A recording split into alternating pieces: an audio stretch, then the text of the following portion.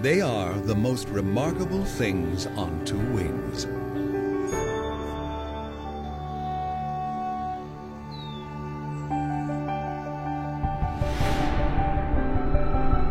Hummingbirds are intriguing,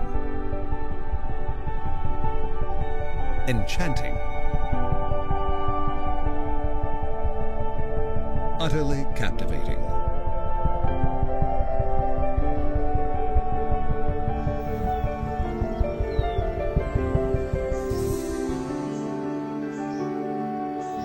But they seldom provide us with more than a fleeting glimpse.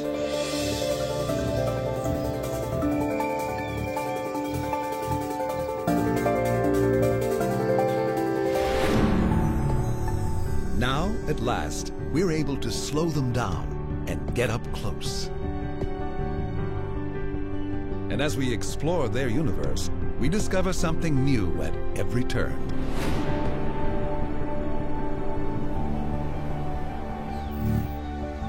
Hummingbirds live only in the Americas, but with nearly 350 different species, they are dazzling in their diversity. The smallest of all warm-blooded creatures, they live on the edge of survival.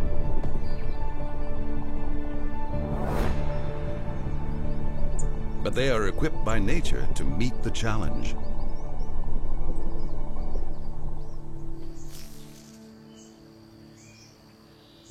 Perhaps their greatest gift is their talent for flight.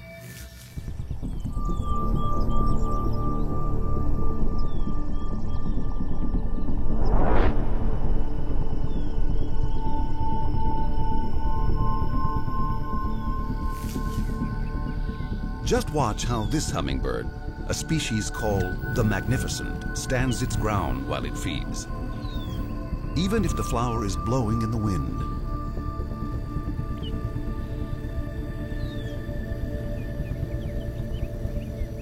What is the secret of the hummingbird's aerial agility?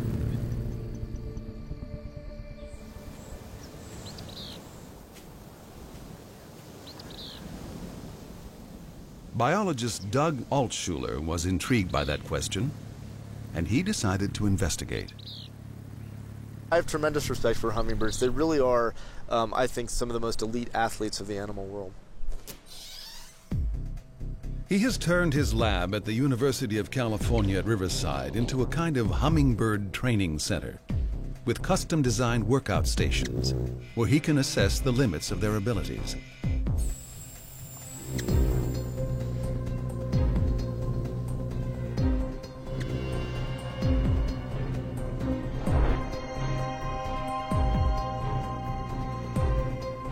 To test their coordination, he uses a revolving feeder filled with nectar, the hummer's favorite food.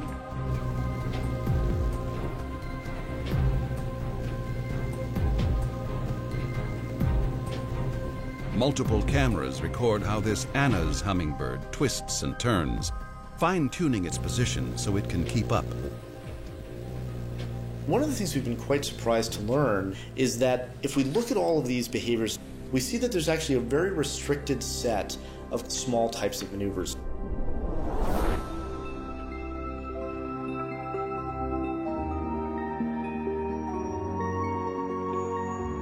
From a limited repertoire of moves, the hummingbird constructs a dance of incredible grace and precision. You can almost think of it like the moves that a ballerina makes.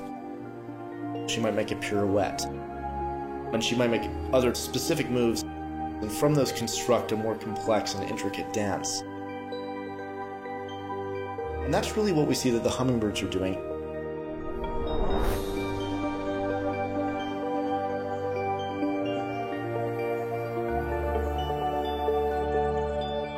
The choreography of these tiny dancers revolves around one talent in particular. They can hover.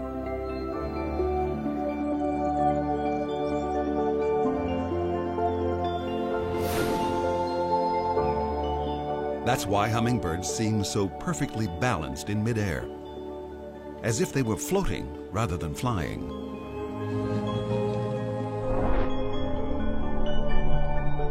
Their wings are unlike those of any other birds.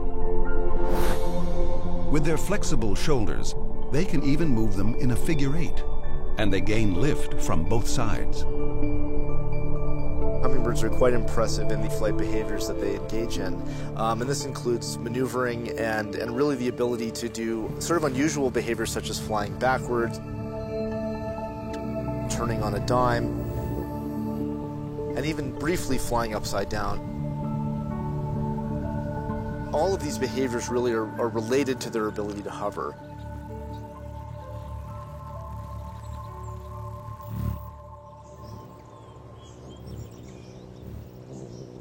The hovering skill of the hummingbird is unique in the avian world.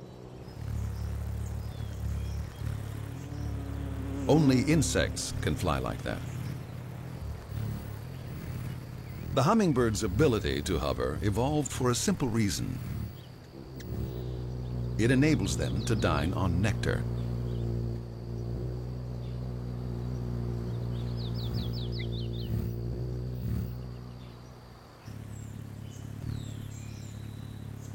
Since most flowers don't offer a place to perch, hovering is their only alternative.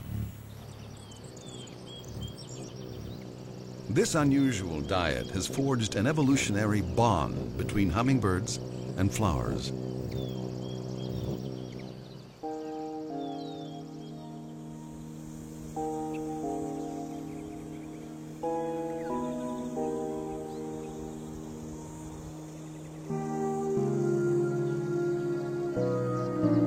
In the mountain forests of Ecuador, there lives a hummingbird that goes to great lengths in order to feed.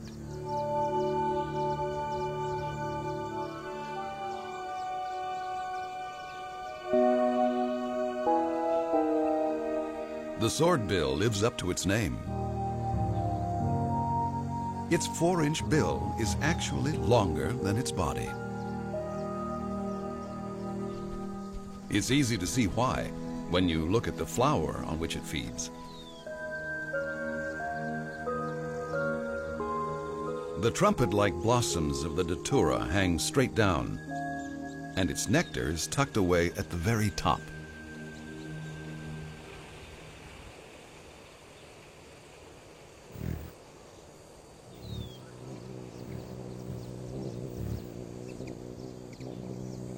Because the nectar is so hard to reach, only those with the right equipment can gain access.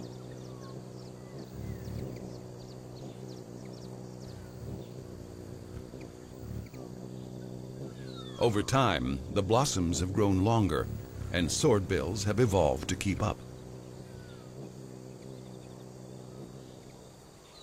The datura has an ulterior motive.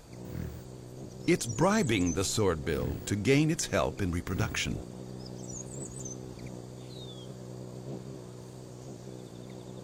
As the bird feeds, it's dusted with pollen, which it carries to the next blossom. The swordbill has become a datura specialist, and that makes it the perfect pollinator. This may be the ultimate in flower power, a plant remaking a bird to do its bidding.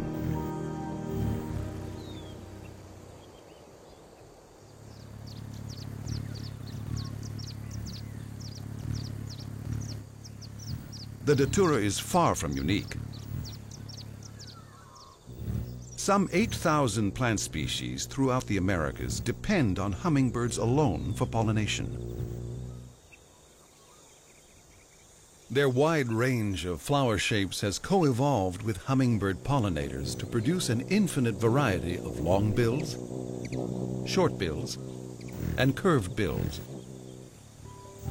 all designed to fit their favorite blossoms, like a key in a lock.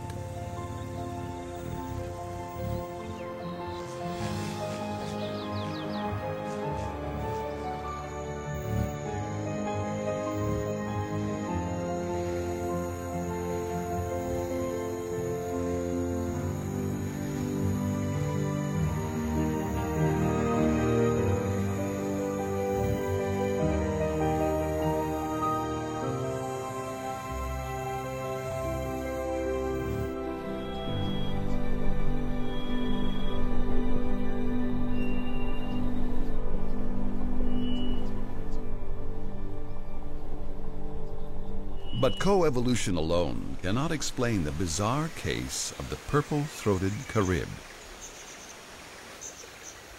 It's a mystery that unfolds on the tiny Caribbean island of Dominica. Lush rainforests cover the mountains of the island's interior.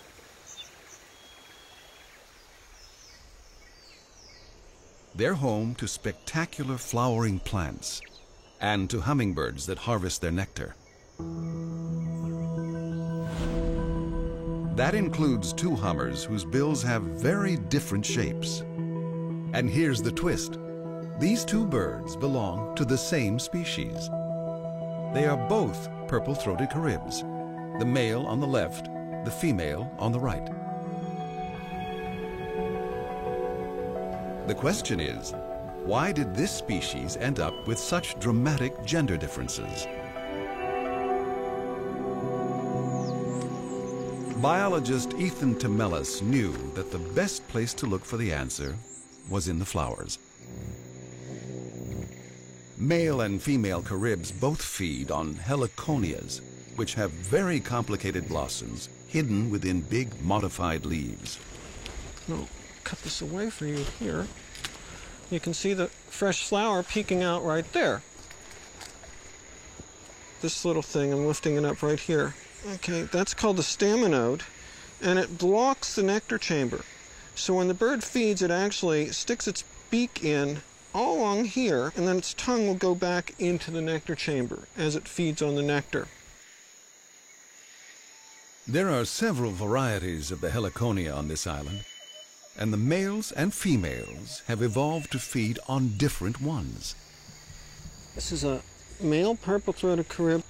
The bill is short and straight. There goes his tongue. A female beak is about that much longer and much more curved. The female feeds on the variety called Heliconia behi, whose long curved flower perfectly matches her bill.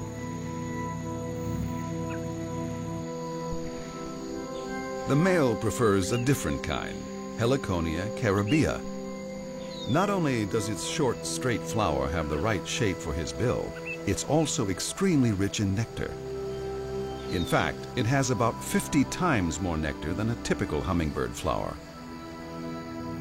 The male carib is bigger than the female, so he has the will and the means to defend his treasure against any competitors.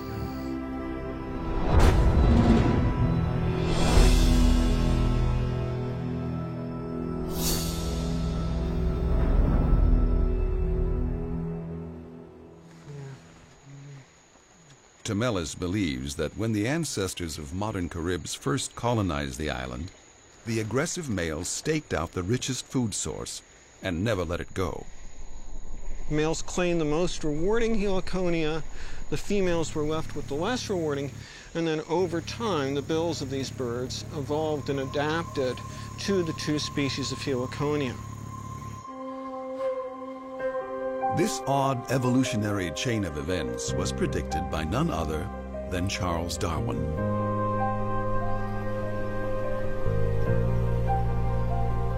Back in the 1870s, he theorized that separate food sources could produce different bill shapes in male and female birds.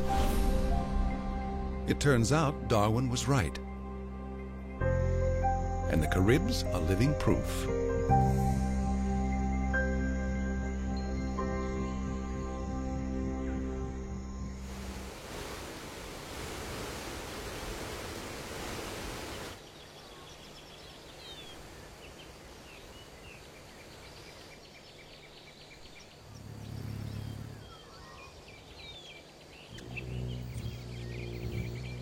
Although hummingbirds are built to feed on nectar, they cannot live by nectar alone.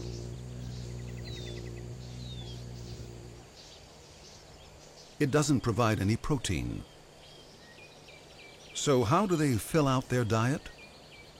Surprisingly, these creatures that appear so delicate and peaceful are actually aggressive hunters. They prey on insects, which can make up more than a quarter of their daily diet. and they come by their taste for bugs quite naturally. Hummingbirds are evolutionary cousins of swifts, speedy little birds with short bills which live mainly on insects. And like swifts, hummingbirds are experts at aerial predation. But scientists had never really figured out how hummingbirds, whose bills are designed to feed on flowers, manage to catch insects with such deadly accuracy. Biologist Gregor Janega was impressed by the birds' skill, but studying their technique would not be easy. It's hard to see. They're very small and it happens very fast. And for that reason, we really do need to use some sort of technology like high-speed video to get a look at what's going on. To examine their methods, Janega constructed a more confined hunting ground. It's basically a big fish tank, stocked with a lot of fruit flies and one hungry Anna's hummingbird.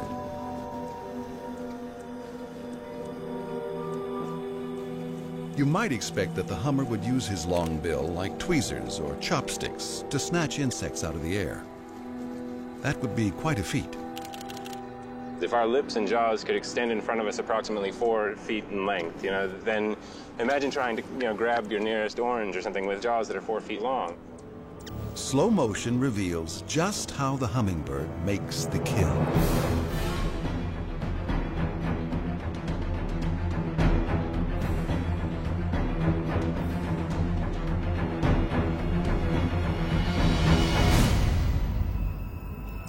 Oh, that's a good one. Rather than using the tips of his bill like chopsticks, the hummer opens wide and the flies never stand a chance. He's not going along with the chopstick model of I'm going to pick everything off with this long beak and only use the tip of the beak. He's using really the base of the beak and trying to use the fattest part of his jaws to catch the flies. The hummer's lower bill can actually bend in the middle to spread an extra 20 degrees, converting those chopsticks into a catcher's mitt. Through this flexion of their jaws, they're able to make a really large capture surface. With that big gulp, a hummingbird manages to keep its long bill out of the way. And that makes it a lethal predator. Less like Tinkerbell and more like Jaws.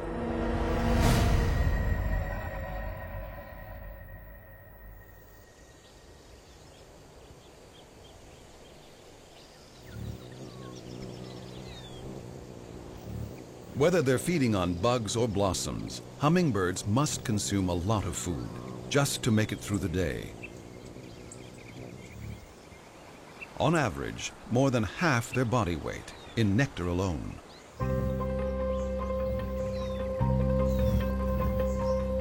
That means visiting more than 1,000 flowers between dawn and dusk.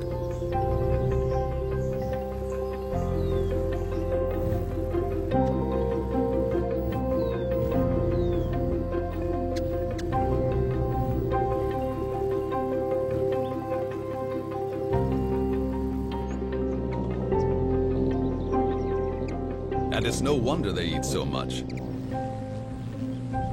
A hummingbird's metabolism is stuck in overdrive. Even at rest, the bird's heart rate can be up to 600 beats per minute.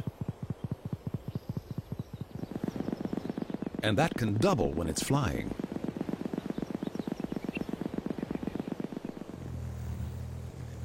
And those tiny wings beat up to 200 times every second.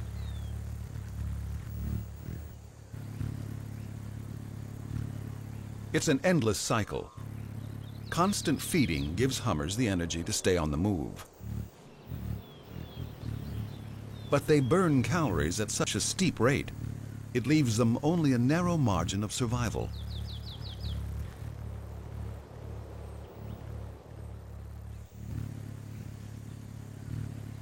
To find enough to eat, some hummingbirds, like the white-whiskered hermit, range over a wide area, feeding on any available flowers. Others, like this green-crowned brilliant, stake out a patch of nectar-rich flowers and defend it at all costs.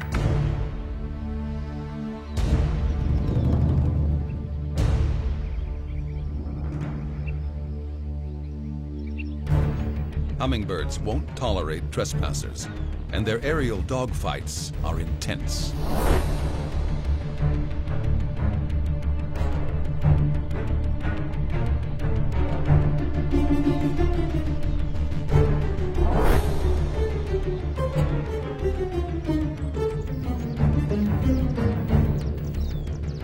For both birds, the nectar in these flowers could be the difference between life and death. But finding food is only part of the equation. Conserving energy is crucial too.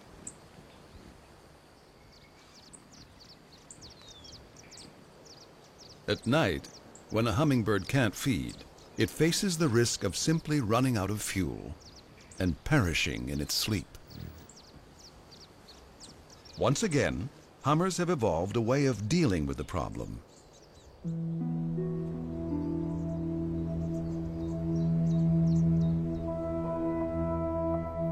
When darkness falls, the hummingbird settles onto a safe perch, and it fluffs up its feathers like a down coat to retain body heat.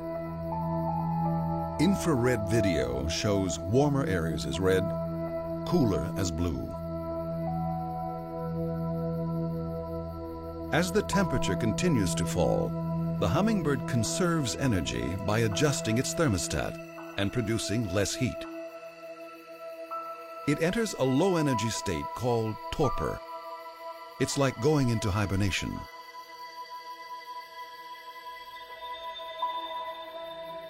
The bird's body temperature, normally 105 degrees Fahrenheit, can drop by more than half. In infrared, the hummingbird in torpor appears as cool blue, like the air around it.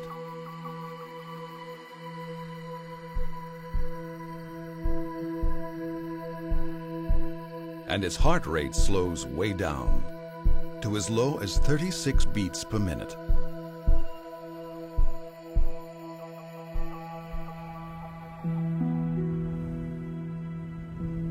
Then, when the air warms at dawn, the bird slowly emerges from torpor, and its vital signs ramp back up to normal.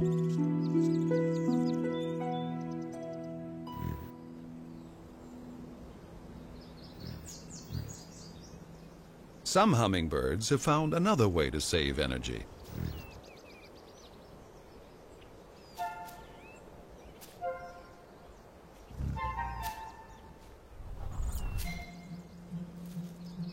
Instead of hovering to feed, the Andean hill star hops.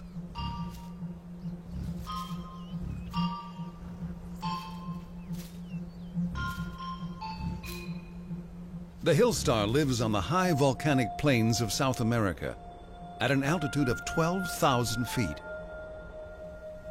The thin mountain air makes it more difficult to fly, let alone hover.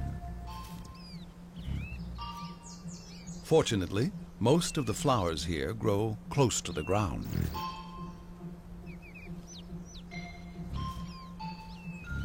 This may seem like a strange foraging technique for a hummingbird.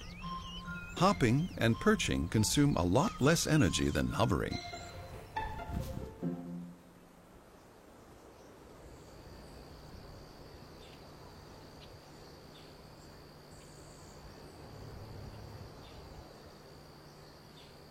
With their amazing adaptations, hummingbirds can survive extreme conditions. The survival of a species, however, involves a whole other set of skills. For hummingbirds, as for many other creatures, sex is a game in which females make the rules. A female knows exactly what she's looking for. It's up to males to make a good impression.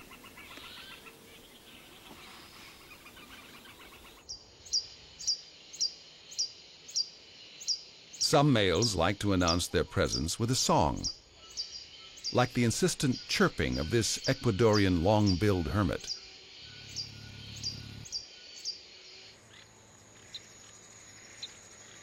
The long-tailed sylph uses his feathers to woo a mate. Only the male sports that extravagant accessory.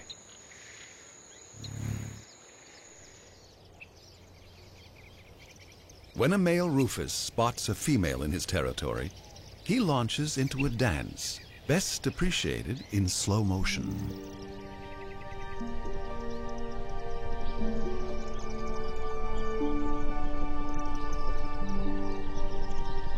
While he shuttles back and forth, the female plays coy, hiding in the flowers. But he knows right where his audience is.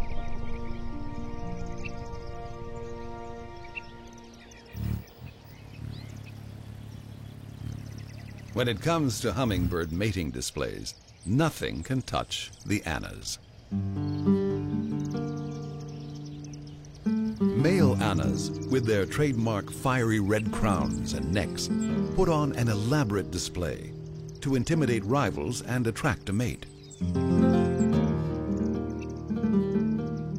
The main event is a steep dive at breakneck speed, almost too fast for the human eye. You may have missed it, but the female certainly noticed. Here's another look. There's one thing you can't miss. Every dive is punctuated by a high-pitched squeak.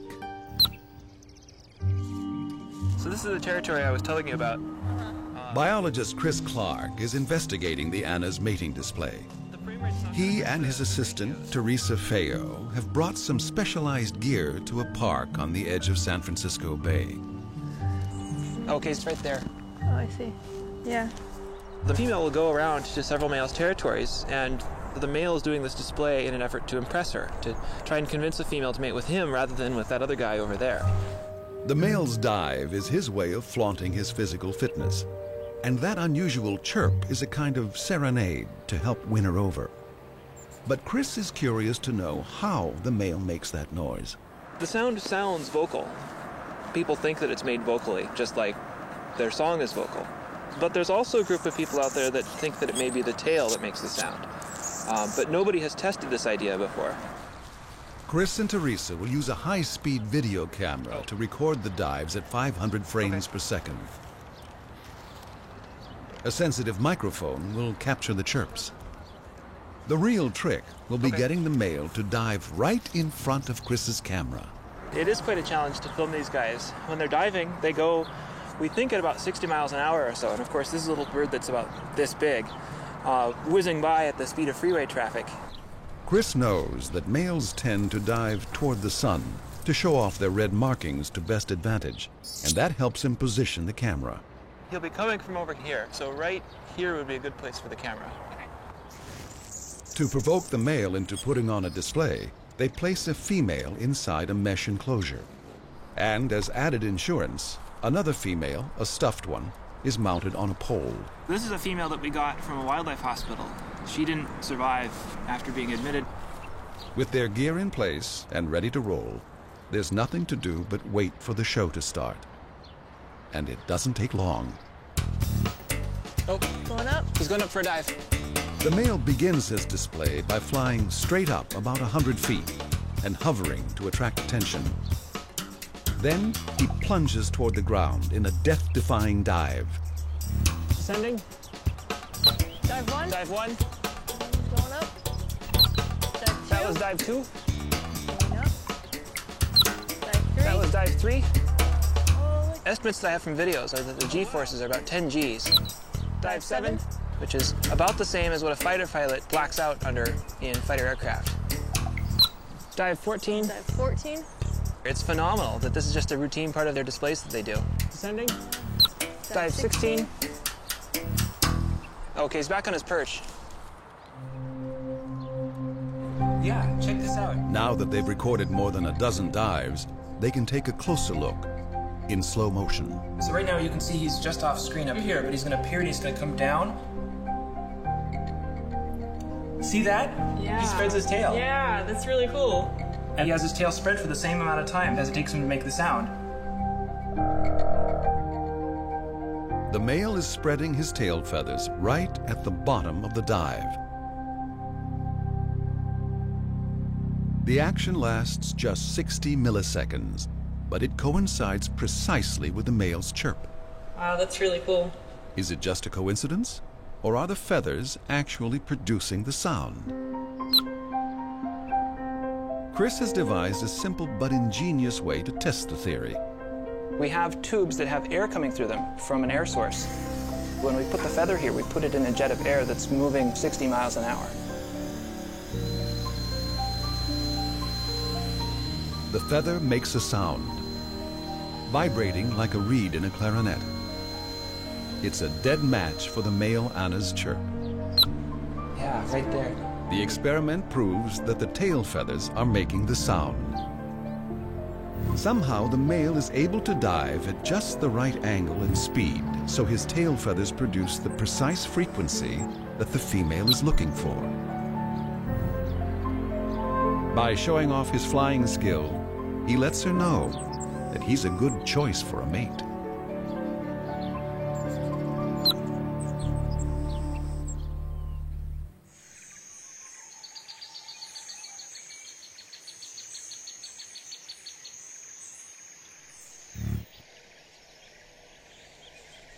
Male hummingbirds use another lure to attract a female. Iridescent feathers. Look at them one way and they're dull, black or brown. But when the light hits them just right, those feathers shimmer.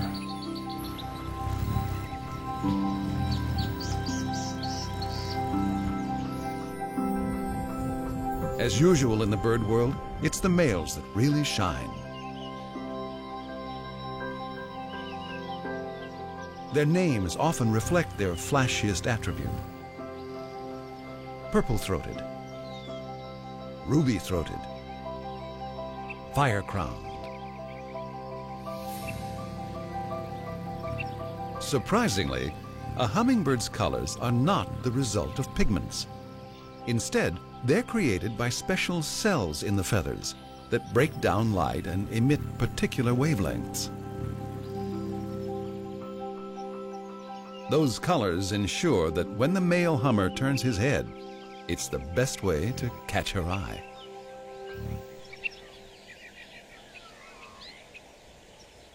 Whatever trick he uses to make himself attractive, if a male is persuasive enough, a female might decide to mate with him. But the relationship won't last. She'll make her home and raise her young alone.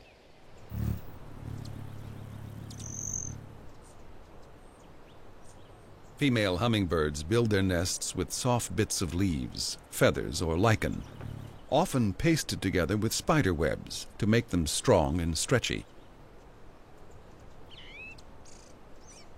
Nests vary enormously, depending on the species and the materials available. In the dense lowland forests of Ecuador, the buff-tailed sicklebill builds hers over a stream for defense against predators, and she attaches it to the underside of a leaf to provide shade. The bronzy Inca lives on the western slopes of the Andes. She uses long strands of moss to bind her nest to a branch.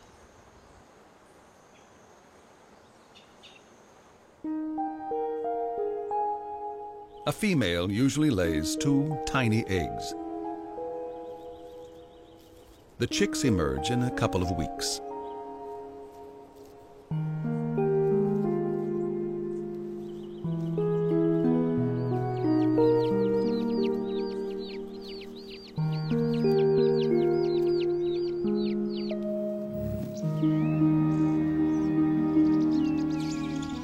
They grow fast on a steady diet of regurgitated nectar and insects. Soon, they're bigger than their mother. and they'll keep on growing until they've nearly outgrown the nest.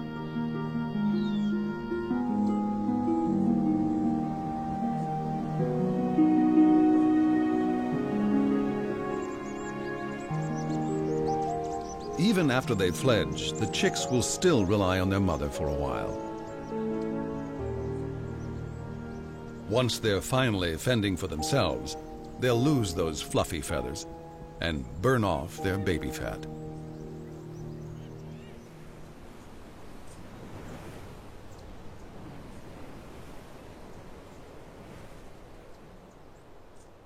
In the Chiricahua Mountains of southeastern Arizona, some hummingbird moms have come up with a unique strategy for successful nesting. Okay. Biologist Harold Greene is an expert on the subject. So we just have this small detour right here. He has a talent for finding nests. And it's right in there on that second branch. You guys see it back there? The female black-chinned hummingbird builds her walnut-sized nest on a high tree limb. Well, check it out, Aaron.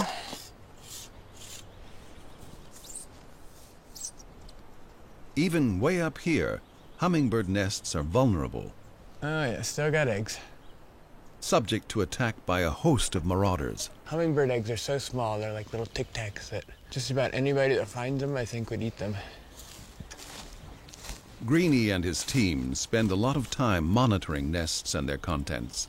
I think this is hatched today. Probably. It takes a very sensitive scale to weigh a baby hummingbird. So, 0.401 grams. That's about the weight of a Post-it note. There we go. Back safe and sound. Greene recently discovered something astonishing about these black-chinned nests. It appears their locations are anything but random.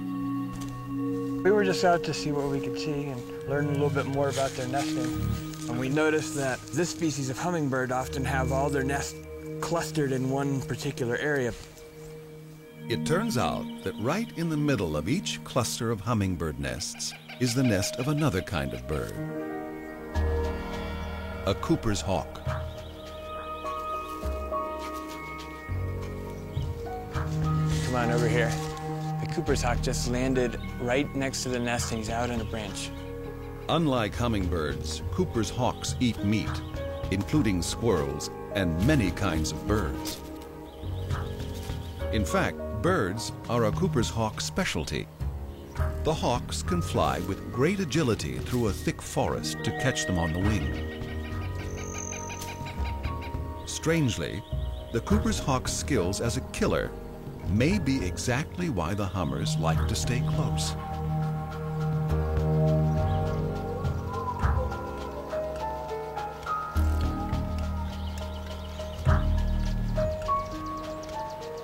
The hawk's favorite foods are all animals that prey on hummingbird nests. But the hummingbirds themselves are too small and fast for these big raptors to bother with. Somehow, the black chins have figured out that hawks make good neighbors, and that survival strategy really pays off. Scientists like Harold Greene aren't the only ones keeping a close eye on hummingbirds or making surprising new discoveries about them. In Baton Rouge, Louisiana, a team of detectives is setting up a stakeout. They're looking for a tiny critter that's not native to these parts. Once their trap is set, they only have to watch and wait.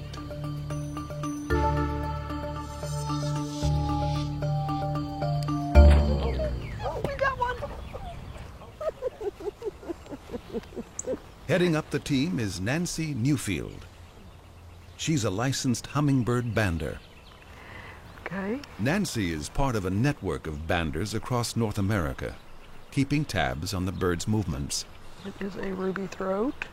The little ruby throat will be held captive just long enough to get a physical 3.4, that's a nice weight. and have a tiny numbered band attached to her tiny leg. This is good.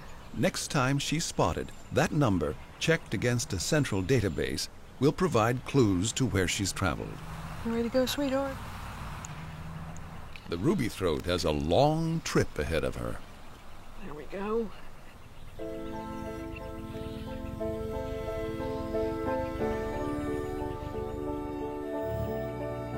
Nearly all of the hummingbirds found in the U.S. and Canada are seasonal migrants, breeding and nesting up north, but spending the winter in the tropics of Central America. Twice a year, they make a journey that is truly epic.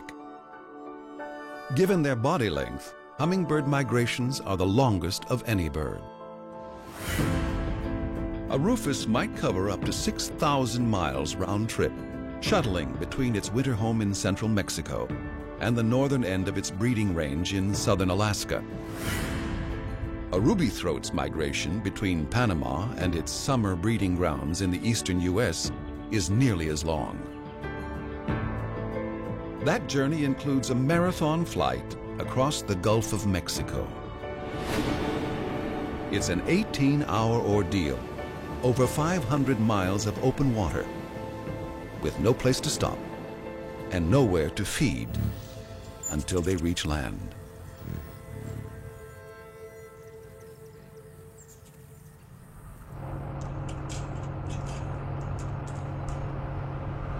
Back in Baton Rouge, Nancy Newfield is making house calls.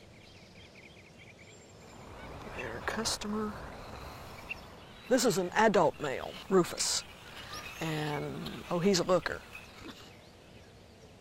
Some of the birds she catches are already wearing bands. 358, so that's 2 years ago. And a few were even banded right here on previous trips. I've had Rufus come back for 8 years, ruby throats, black chins, calliopes for up to 6. Banders have discovered that hummingbirds can live as long as 12 years. A ripe old age for such a small animal. Let her sit in your hand. And the birds follow the same routes year after year, returning to the very same gardens and breeding grounds.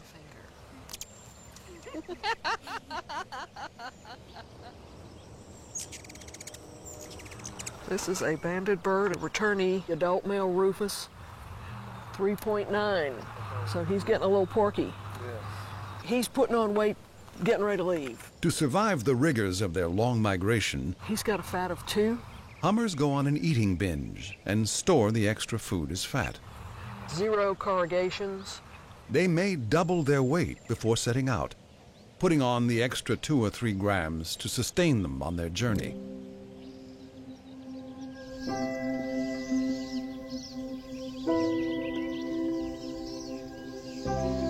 For the migrant hummers, there's plenty to eat, as more and more gardeners and backyard birders set up feeders and plant native flowers, which tend to be richer in nectar.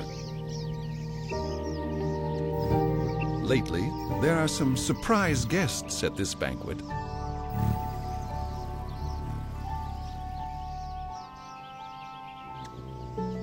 Banding data reveal that migration patterns are changing.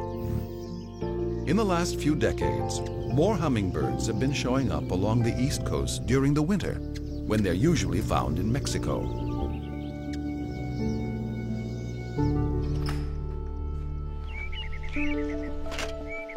Van Remsen is a biology professor at Louisiana State University. When I first got here, any hummingbird in Baton Rouge was a big deal. Now, most people who have hummingbird feeders out have 2, 3, 5, 10. It's a spectacular change from just the late 70s. Remsen believes these hummingbirds are first migrating to the tropics as usual, and then veering north again a few months later to the Gulf Coast. No one knows exactly why. It's possible that a genetic variation altered the internal navigating system in a few birds, causing them to change their route.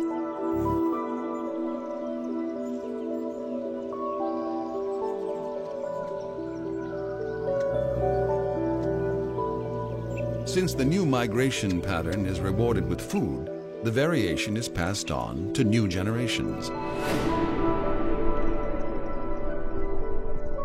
Built into hummingbird biology is this ability to track resources.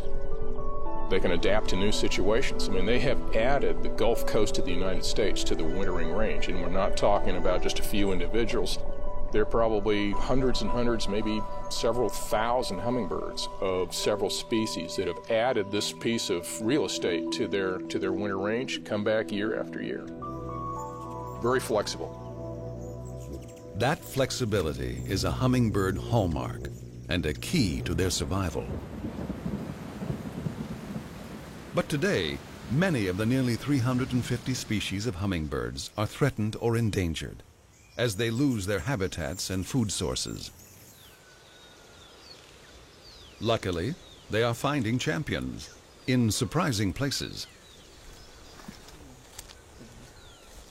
A few years ago, a group of European birders journeyed to the highland forests of northeastern Peru, hoping for a glimpse of one of the world's rarest hummingbirds. To find it, they enlisted the help of a local farmer named Santos Montenegro. Sacaron el libro de aves de Perú y me dicen, ¿no has visto este pajarito? Sí, he visto, en mi chacra hay bastantes. Guided by Santos, the birders were able to witness something seen by few outsiders and only recently filmed for the first time.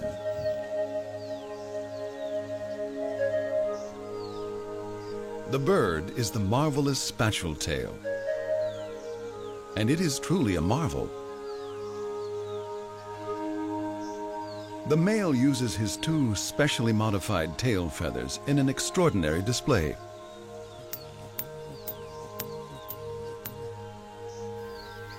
To impress a female, he twirls his feathers like a cowboy doing rope tricks.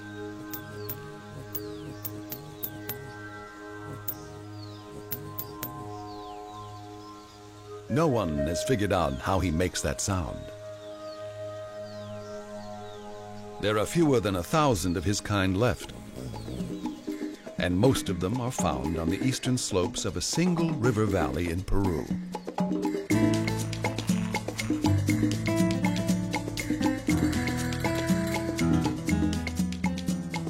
Survival in this region is difficult for hummingbirds, and for people too. The villagers make their living by growing sugarcane on the hillsides. As farming encroaches on the marvelous spatule tail's habitat, the bird is facing extinction.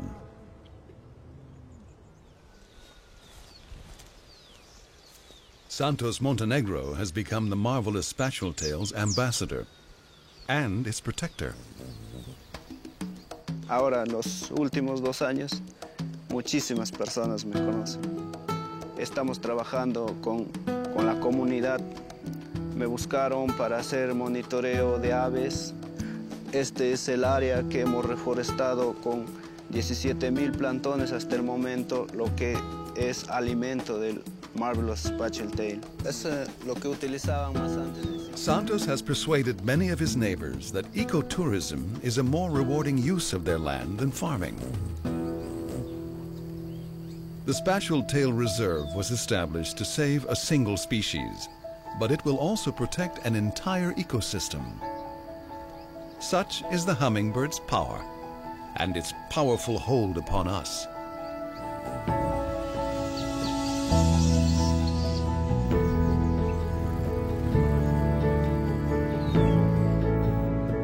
Wherever hummingbirds fly, people flock to see them. And is it any wonder?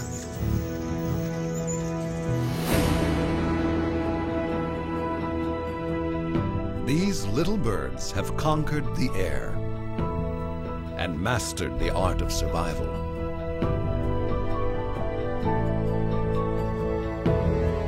Hummingbirds are more than just beautiful. They are brilliant.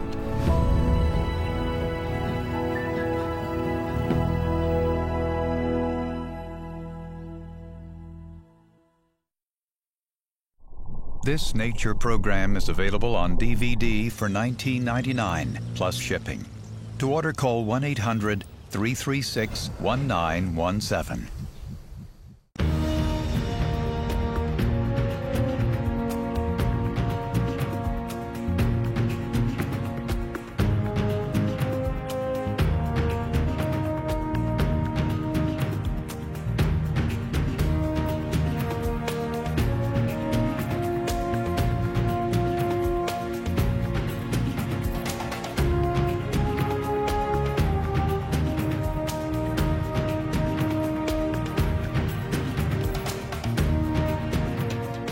To learn more about what you've seen on this nature program, visit pbs.org.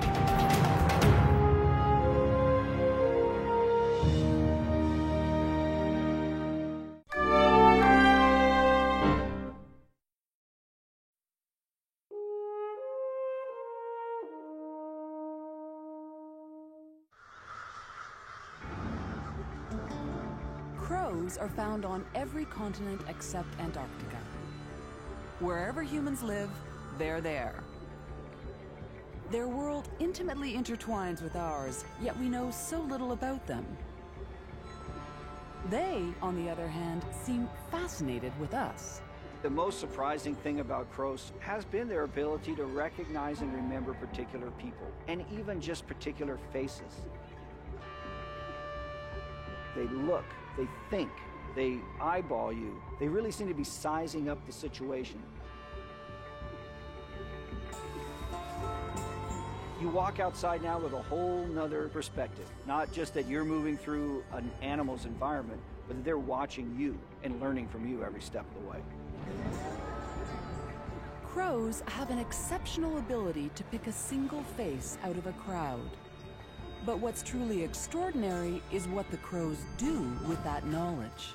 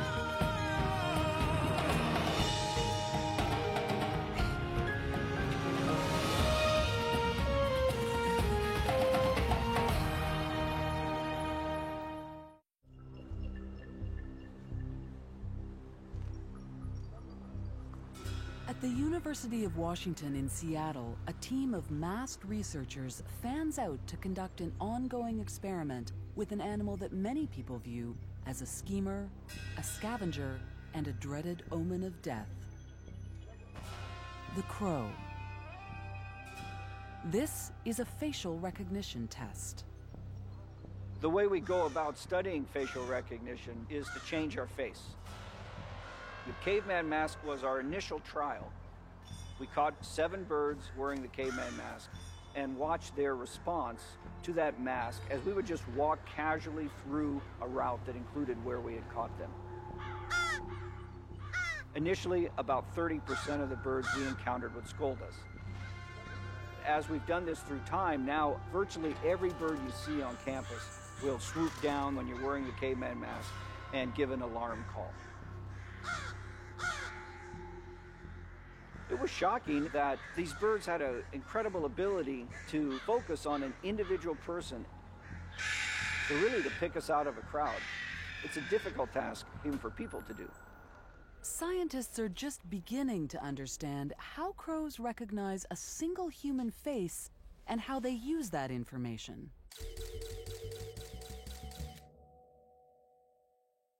The adult birds are showing us that they're very intelligent. In essence, they've learned a harmful face with one trial exposure. One catch, and they remember that face on campus for over 2 years. What was shocking wasn't just that the crows could pick the scientists out of a crowd, but that they told each other about them.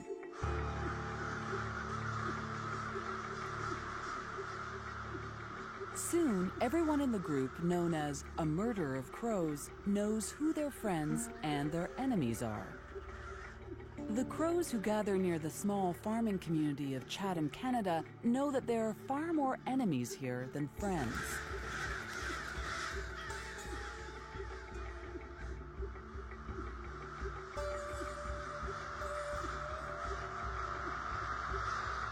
Each fall, hundreds of thousands of migrating crows join local flocks to create one of the biggest roost sites in the world. Crows liked what humans did to North America. They liked it a lot. They like what we like. We like open spaces with trees, and that's what they like. So we cut down all the forests in the east, made them opened up, still a few trees for nesting and all that. They like that. And now they're everywhere. Crows are always watching, learning, and remembering. They're especially attentive on garbage day. Crows memorize the garbage truck routes, learning when the best time is to scavenge some succulent treats. So we're omnivores and we're social. And crows are omnivores. And sometimes we don't like the animals that have the same qualities as us. We don't like crows because crows are opportunistic. And so are humans, though. Crows are invasive. Crows will do all sorts of things that humans do that we are not particularly proud of doing, like feeding on garbage. That long cultural interaction we've had with crows in a negative way has seeped into our modern culture. Whenever something bad is going to happen on a movie, you hear a crow call in the distance. The mayor of Chatham tried to rid the city of their crow infestation by introducing a shooting competition. But as soon as one crow was shot, the word went out, and they all learned just how high to fly to stay out of the range of the pellets. That's when the city turned to Ulrich Waterman and his hawk Harriet to try to drive the crows out of town.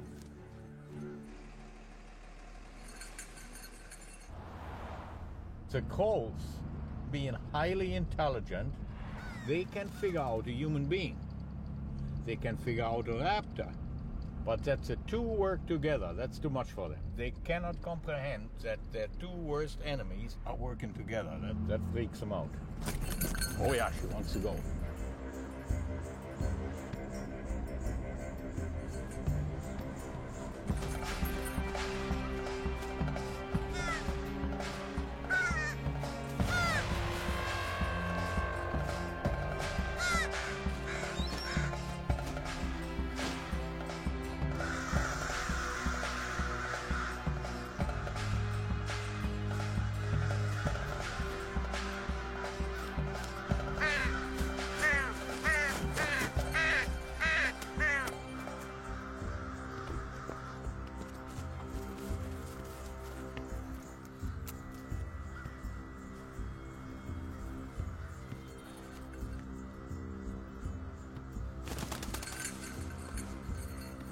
Let another one go. The reason that I let that crow go is she was not much harmed and is in good shape to join her friends there, and she will tell the story of what just happened to her. See them all, they're all coming up now, and she is joining them now and telling them the horrible story. Crows learn from each other's misfortunes. When one is killed in a farmer's field, it's not uncommon for them to change entire migratory patterns so that no crows fly over that field for as long as 2 years. There's no doubt about it. Crows talk.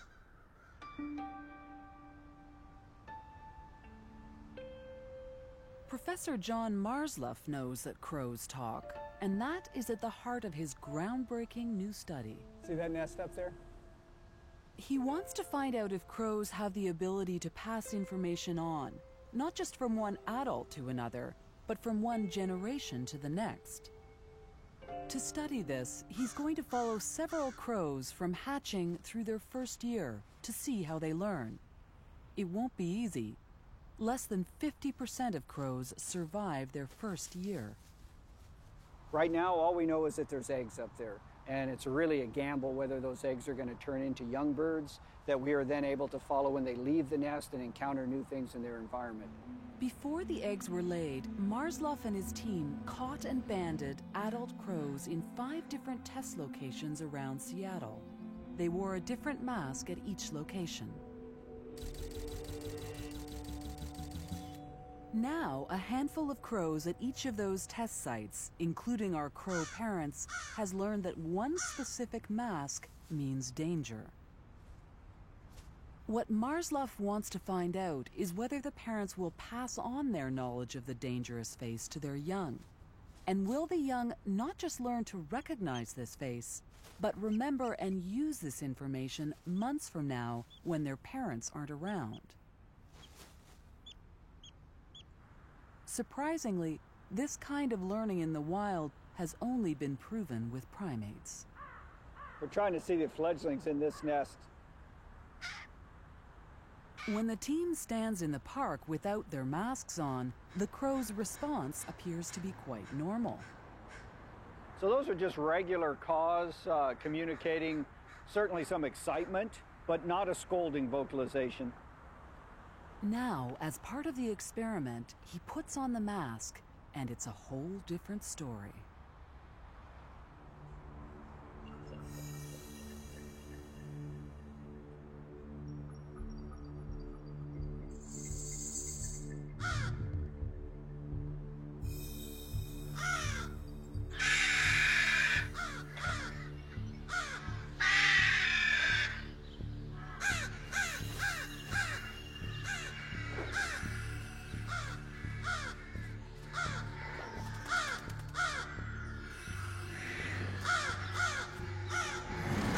We're in a critical part of the study right now because the young are just to the point where they're learning everything that they're going to need to survive for this next year or two. And we want them to learn as part of this process that some people are bad, in particular our face with the mask on it is bad. We have to show that a trait is observed, not directly experienced by an individual, which is what we're doing with these young birds as they see their parents scold a mask. Then we have to see if they have learned from their parent to respond, and do they take that learning and that memory with them as they establish in a new place. That's really a hallmark of intelligence that is seen in very, very few animals. It's the sort of thing that is required for culture to evolve. If Marsloff is able to show that each generation of crows is capable of building on an earlier generation's knowledge, then he will prove that crows possess a kind of evolutionary advantage shared by only a handful of the world's smartest creatures. How'd you score that one, Dave? Beautiful. They stayed back there swarming on me while we were even waiting. Awesome, that was yeah. It was just like that was beautiful. Yeah. Beautiful. While Marsloff and his team are watching the crows, someone else is watching them. The U.S. Department of Defense is funding their study because they think the crow's ability to recognize faces and point out the bad guys might have applications beyond the bird world. For millennia, humans have looked upon crows as highly intelligent creatures, the wise guy, the trickster. Only recently have crows become a focus of major scientific scrutiny around the world. Scientists want to know why crows, who don't have the biggest of all the bird brains, are proving to be the most intelligent of all the birds. Crows do not have the biggest brains of all birds. Parrots do. But it's crows that are by far the top among birds, whether it's the American crow, the European species, the North American species. Every continent of the world has its crow, its member of the genus Corvus, that's at the top of the rankings for that particular area of the world.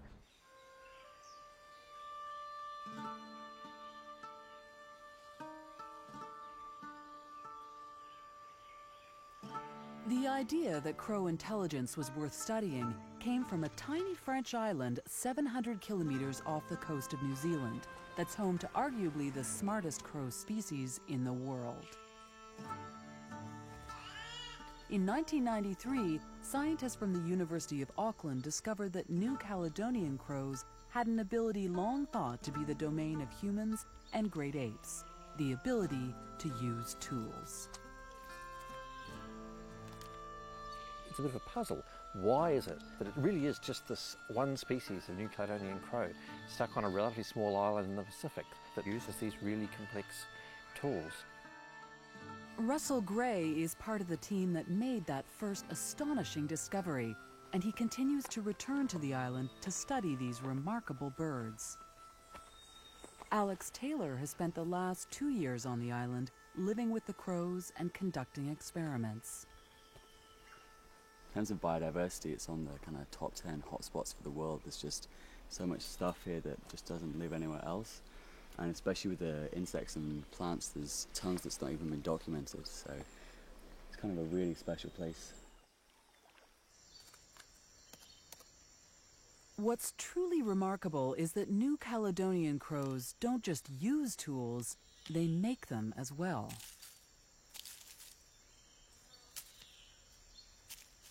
It was really amazing to see that they'd go through this long, complex sequences of actions.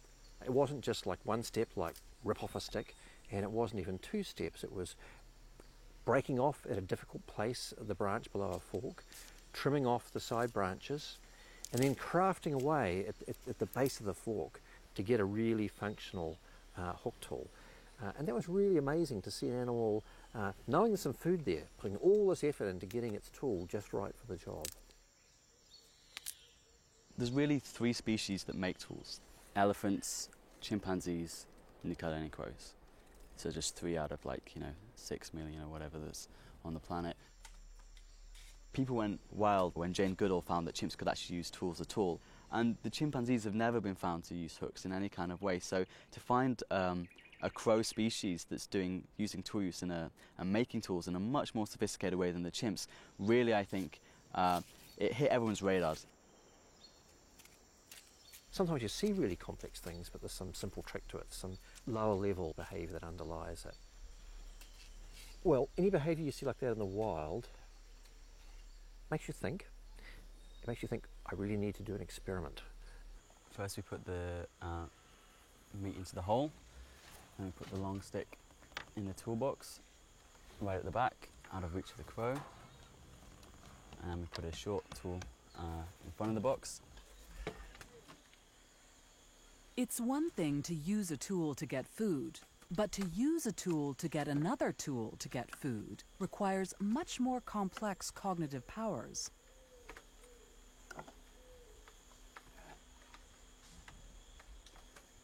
This meta-tool use, as it's called, is considered to be crucial in the evolution of humans.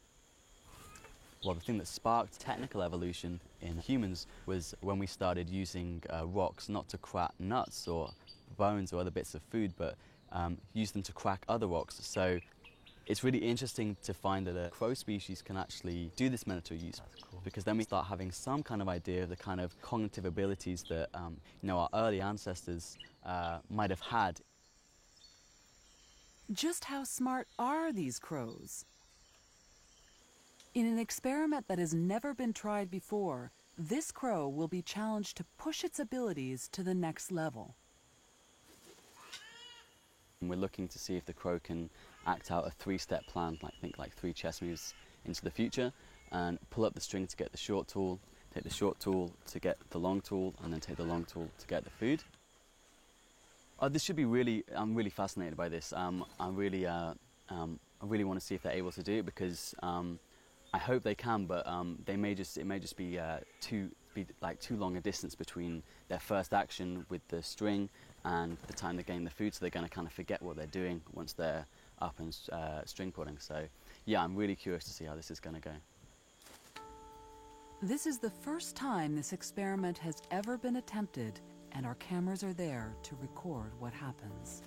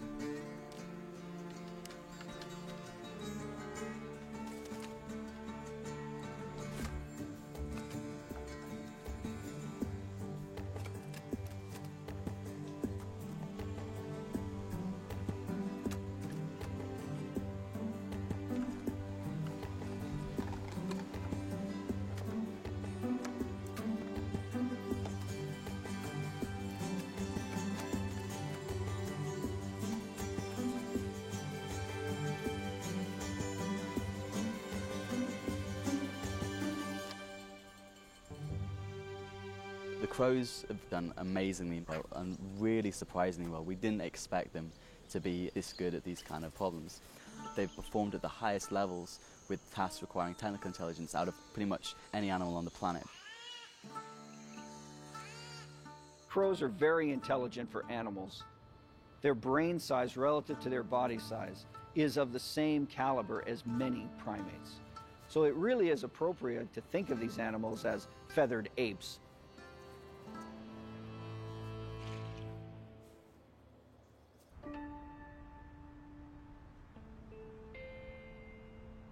Back in Seattle, John Marsloff's test crows, who hatched 2 weeks ago, are growing up fast.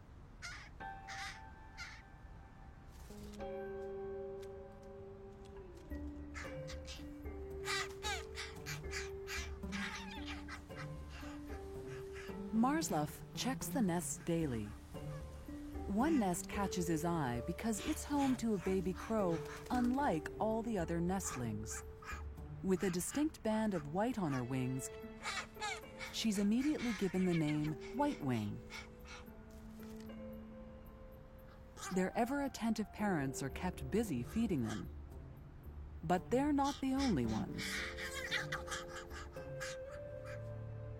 Some pairs of crows have what we call helpers at the nest.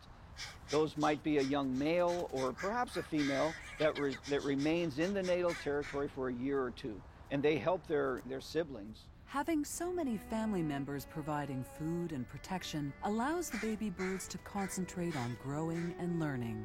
And this, scientists believe, leads to an acceleration in brain development.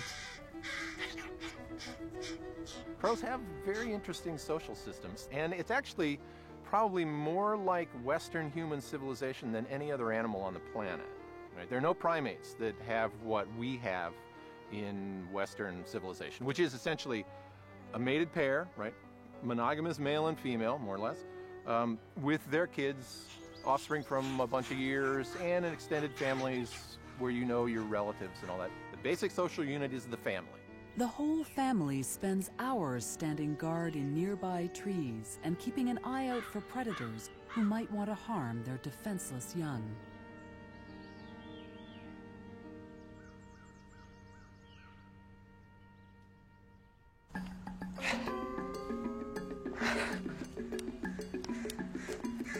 At 3 weeks old, the baby crows are almost ready to leave their nests. Kind of a tight spot here. Now it's the time in the experiment to put leg bands and radio tags on them. The team is ready on the ground to catch any crows who might decide to make a break for it. All right, Dave, get ready. Okay. Get ready, Heather. There he goes, Dave, right at you. I got him. We got him.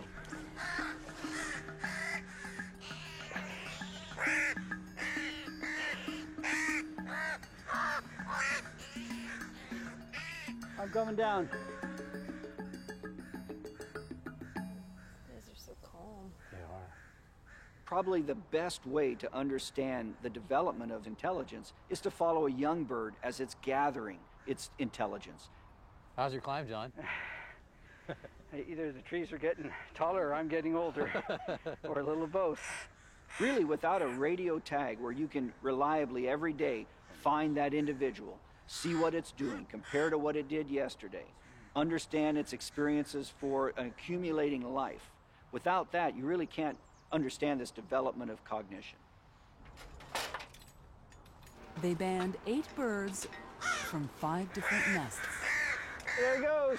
There you got him. Good job. That one's got the white wings. That's awesome. Oh, wow. White wing, welcome to science. All right, we need to get these kids back to their family.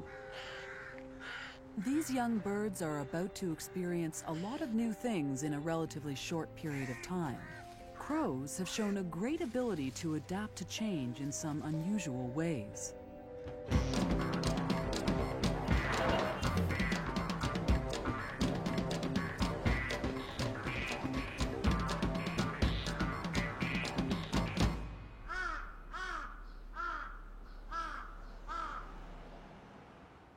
As Tokyo has grown into the world's largest city, humans and crows are thrust closer and closer together. it's not been an easy accommodation for humans. Crows and humans are at war with one another. The crows' resourcefulness comes from their intelligence. Their adaptability is their strength.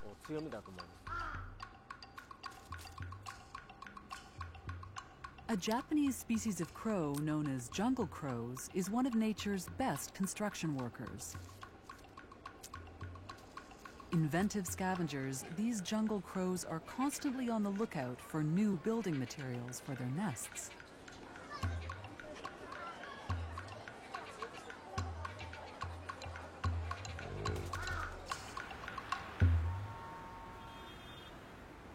In Japan, where laundry is done almost daily, it's a common sight to find clothes drying outdoors on metal hangers.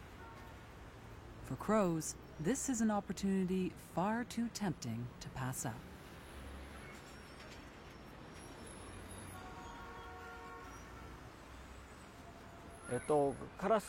For crows, there is an ideal thickness for nesting material.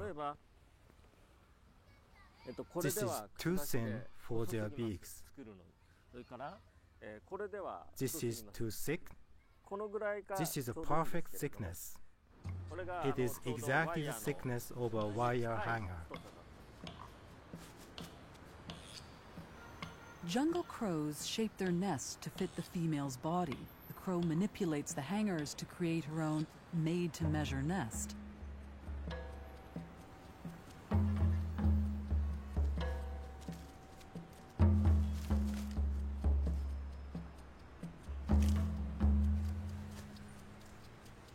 Using hangers as nesting material might be a clever adaptation to life in an urban jungle, but when the crows opt to locate their nests in some place other than a tree, it can lead to shocking consequences. Nests intertwined with metal hangers have stopped high-speed trains in their tracks and caused blackouts in entire neighborhoods. So the Japanese have come up with their own clever response.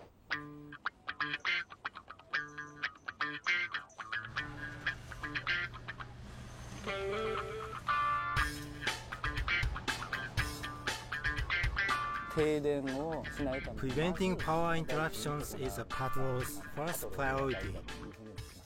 Number 1.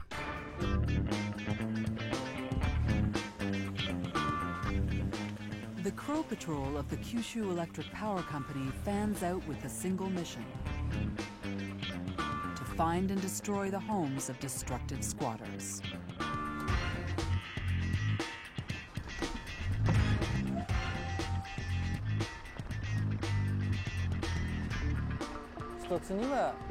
They outsmart us humans. We remove their nests as we find them. But they see this and circle above, waiting to build a new one. It's tough to outwit crows.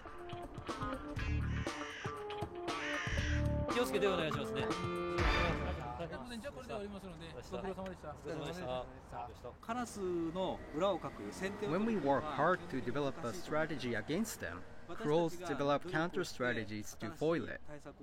All we can do is to look for new methods based on our experiences, apply them, and deal with the outcomes.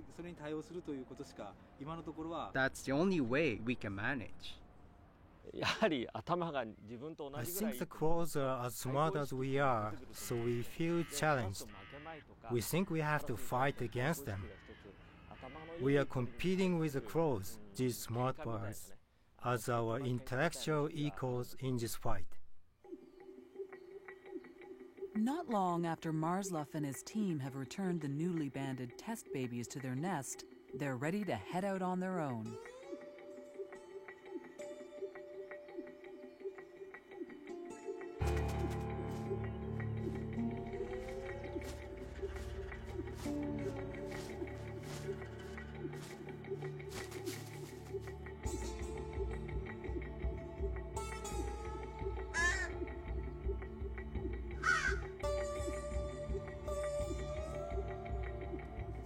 Young crows don't leave the nest because they know how to fly. They leave because it's too dangerous to stay. Life on the ground is only marginally safer.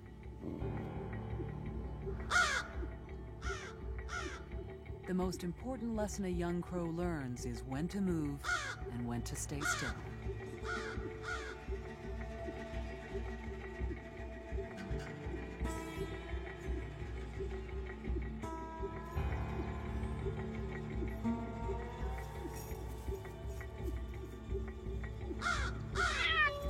This parent's verbal signals could mean the difference between life and death.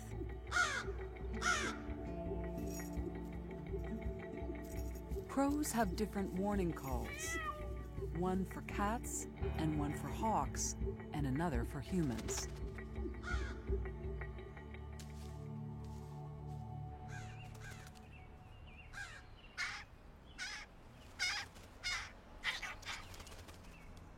Scientists have identified over 250 distinct crow calls.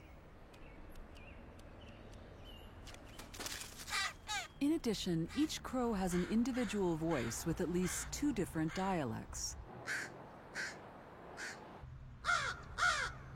One loud version for the general crow community, and a separate quiet dialect for talk just within the family. These types of sophisticated language skills are found only among the most intelligent of species.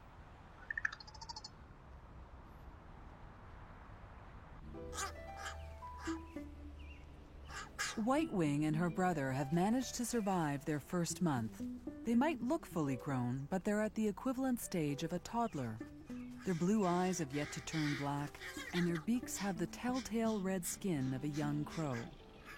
They're at the very beginning of learning what it takes to be a crow.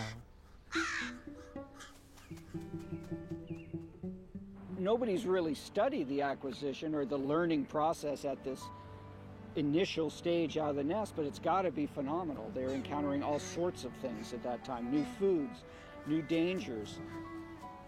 They're learning all about their world in a very short, hectic time when they are not very coordinated, so they're also learning how to hold themselves and move through this three-dimensional world. Even once White-wing is mobile, she continues to beg and rely on her family for food. Crows can spend up to 5 years with their parents, the longest natal period amongst bird species. Like humans, the proper nurturing and education of their young takes time and gives youngsters more time to observe and learn. This luxury of time is a huge contributing factor to a crow's cognitive development. The family provides for almost every need: food, grooming, and perhaps even affection.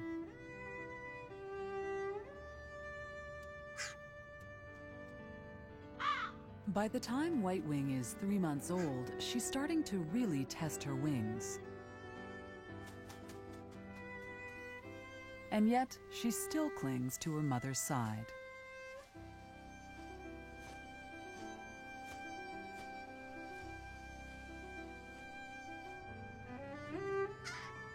Crows seem to need to be close to each other, especially their parents.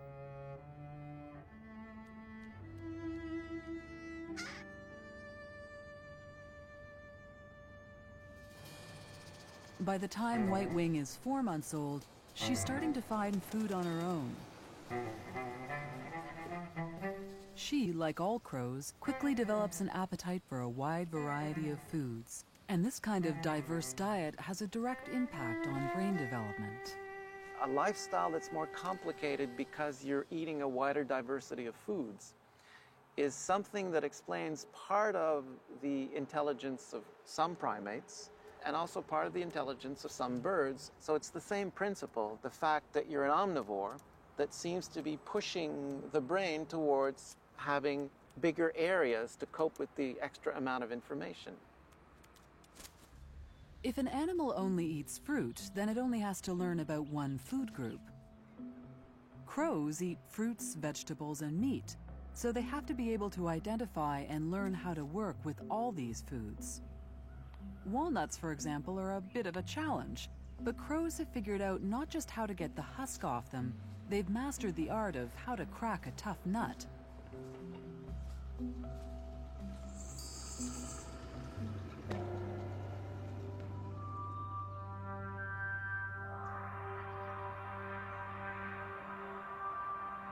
As they fly, they gauge the weight of each nut and drop it from just the right height to have it crack but not shatter as it hits the pavement. Then they follow the nut down to make sure no one steals it. They've even refined this remarkable talent further. They make sure that the walnuts hit the road just when the traffic signals turn red, eliminating the risk that either they or their walnuts fall victim to the passing traffic.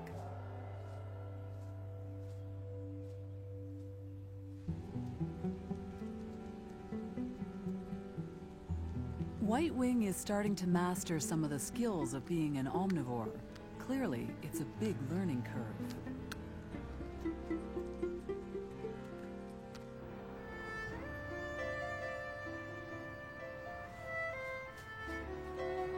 Our test crow's worlds are expanding. White-wing is leaving the safety of her parents to go off and play with others.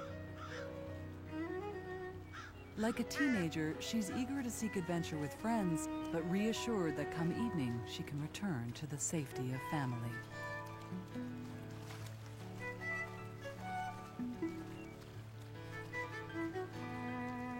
Social animals are typically some of the most intelligent animals, and it makes sense. Being social has a lot of demands on you that require your ability to learn and remember things. You have to learn and remember the relation of the other to yourself, plus it would be very good if you also learn and remember or even infer the relations among others, that exist among others. So the more the group is structured by different types of relationship, the more brain power you need to calculate all those different types of interactions.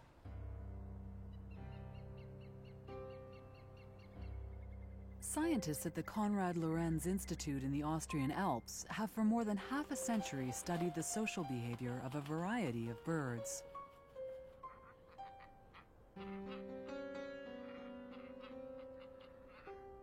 Now they're turning their attention to crows.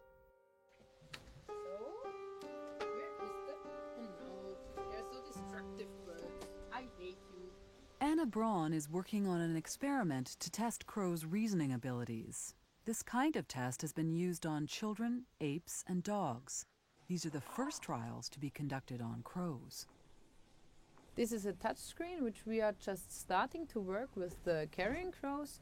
And here you see a two-choice procedure in which the birds get the option between two different icons. One is positively rewarded and one negatively rewarded. The wash bucket. They learn through experience. They just peg on it. On one they get food and on the other they don't. They get a red screen. So this is the right one in this case. No, that's the wrong one. And then a picture combination appears on the screen with an image the crow has never seen before. It now has to infer which image will bring the reward.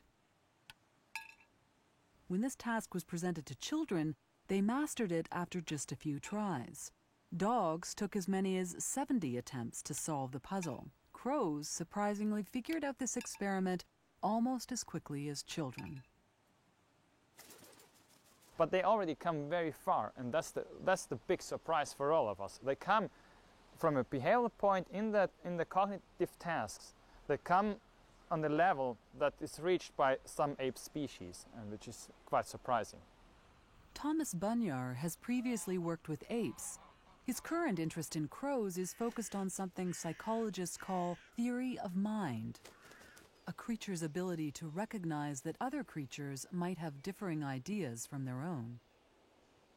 Theory of mind is a huge step of not only thinking about yourself, what you yourself know, what you yourself feel, what you yourself experience, but also just to extrapolate and think about others as being their own creatures with their own kind of mental life.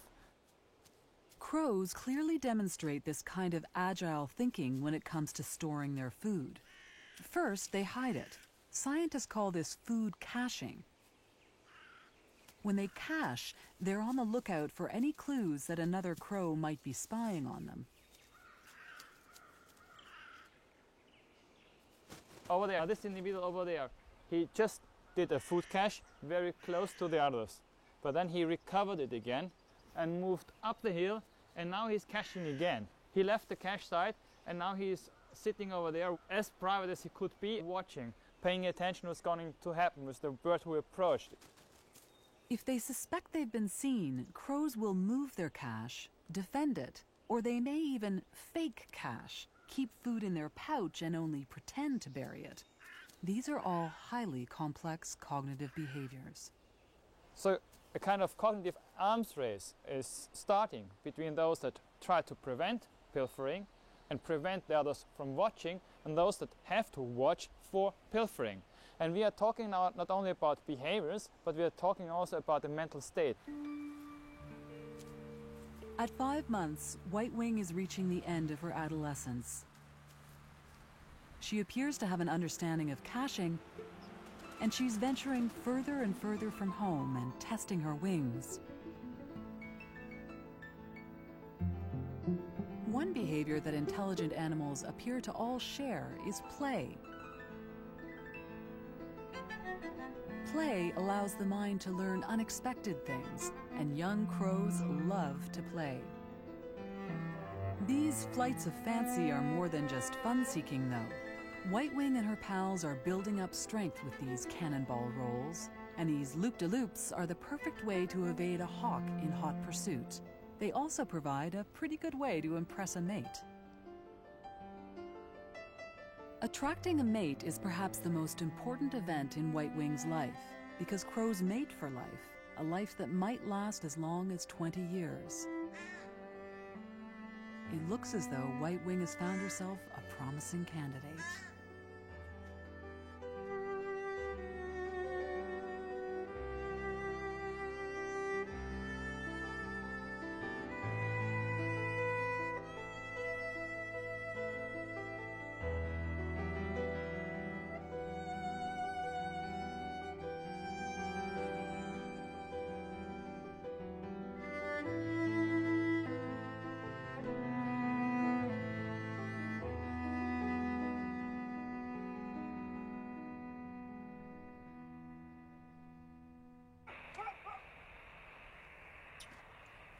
Marsluff is having trouble finding one of his young crows at another of the test sites.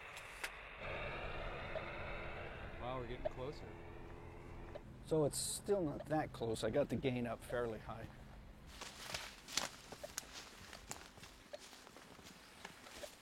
Yeah, this doesn't look good to me. Uh-oh. That looks like the sort of place somebody would come to eat somebody. Oh, there's the culprit. Cooper's hawk. Cooper's hawk? Yeah. Oh, laughing, there it is, right there. There's a nest right there, look at him. Yep. Yeah, they could be eating that crow right now. Hope it chokes on it. With this young test crow dead, only 3 crows remain in the study.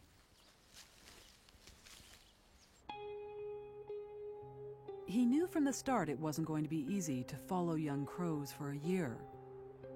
And it's not just the young who perish. One of the parents was found shot not far from the nest. Death is not insignificant in the crow world. People have witnessed a mysterious scene that they can only describe as a crow funeral, where crows gather together en masse to mark the site where one of their own has died.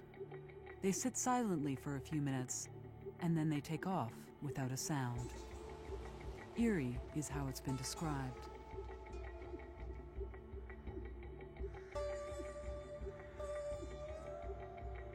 Animals seem to feel pain. Social animals seem to feel social pain. They seem to grieve for a while when their partners die. And that's not surprising. You know, that's evolutionary, the same tools, same evolutionary tools working for people as it is for animals. Few crows make it out of adolescence, and unfortunately, that was the case for White Wing. When she was 6 months old, she was hit by a car not far from home.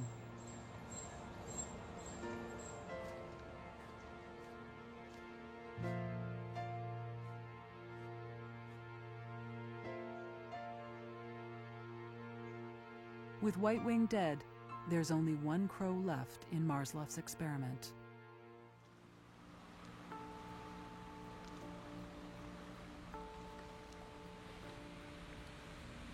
The success or failure of the experiment now hinges on a single crow. But first, he has to find his subject, who's disappeared somewhere in Seattle's urban jungle. This bird is extremely difficult to find. It's in an area that has lots of places it can hide from a ground walking person. If we could fly, it'd be a lot easier here. But this bird is all over the place. It's expanding its range. Could be anywhere in here. And it moves very quickly out of our sight and out of our telemetry range. Yeah, it's needle and haystack. We have a little better line on the bird because we have a radio on it, but it's an awful lot of luck. We had a signal coming up this way, you know, I don't know, it could be anywhere in here.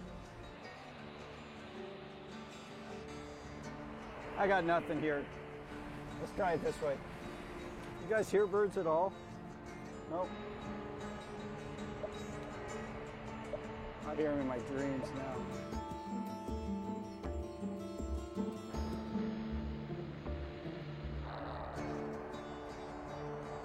Nothing. These observations are extremely difficult and rare to get where we have the bird in a place where we can see it. This is the only one of the 7 or 8 that we had tagged that was exposed to a mask with its parents that is now still alive. And so what we're hoping to see is a clear response to us with that mask. And we're still hoping this bird will do what we expect, but it may not. Stronger over here. Let's just see from this corner where we get it.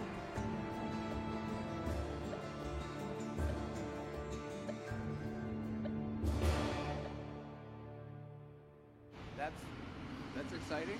It's $1 million crow. Why?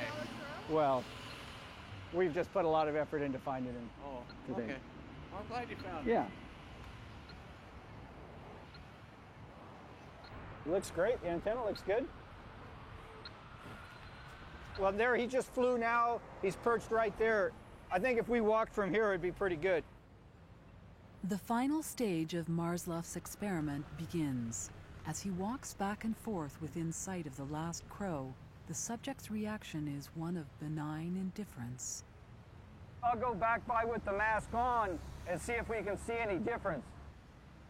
As he was growing up, this young crow repeatedly saw his parents scold researchers wearing a particular mask. Now Marsluff puts that same mask on. He's not expecting the same reaction he got with the crow's parents. This is a young bird, naive and inexperienced, and trying to learn to cope on his own. If he makes any call at all, it would be significant. But Marsluff's fear is he might just fly away. For a moment, it seems like he's done just that. But then the bird takes another perch higher up, keeping a close eye on Marsluff and his mask.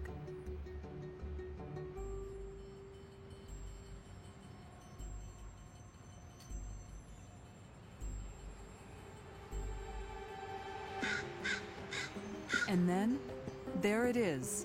To many, just the tentative scold of one young crow. But to John Marsluff, it's a major milestone. That was pretty exciting. Well, you'll never get a better exposure than that, I don't think. That was clean. To me, what it indicates is that that bird clearly recognized this face, which the only way it could have learned about this face as being anything unique was from its parents' behavior. So I think that shows the first step of social learning. There he's really looking down at me, yeah. There he's scolding. This is the first scientific evidence that crows are able to learn, remember, and put to use information gained months earlier from their parents. This is a huge evolutionary advantage that until now has only been proven in a rarefied group of the smartest creatures on Earth.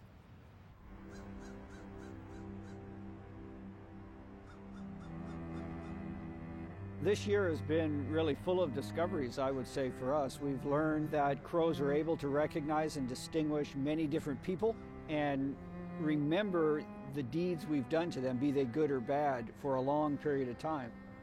And now we're learning something about how they share information with their young, which has been something that we really haven't understood at all. And with this radio tag crow that we've been following coming to the roost here tonight, that bird has taught us a tremendous amount, that indeed just hanging out with your parents, a young crow soaks up a lot of information, and they learn that very rapidly. I feel great that this bird has survived long enough to join the full community of crows.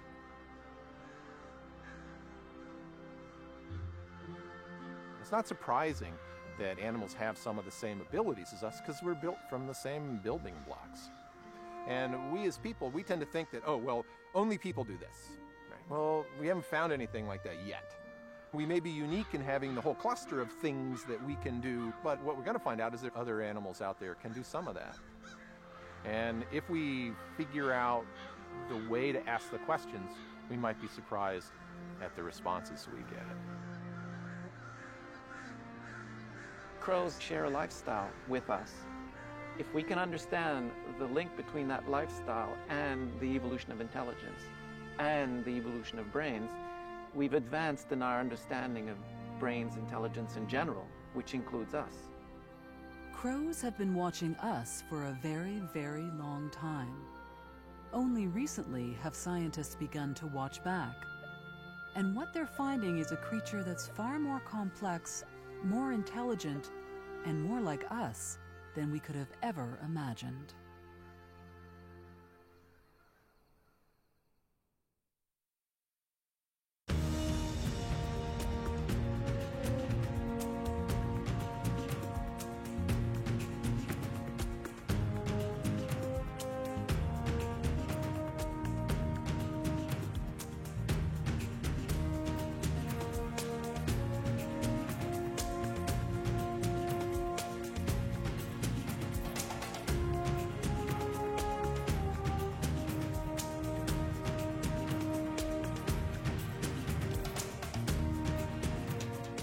To learn more about what you've seen on this nature program, visit pbs.org.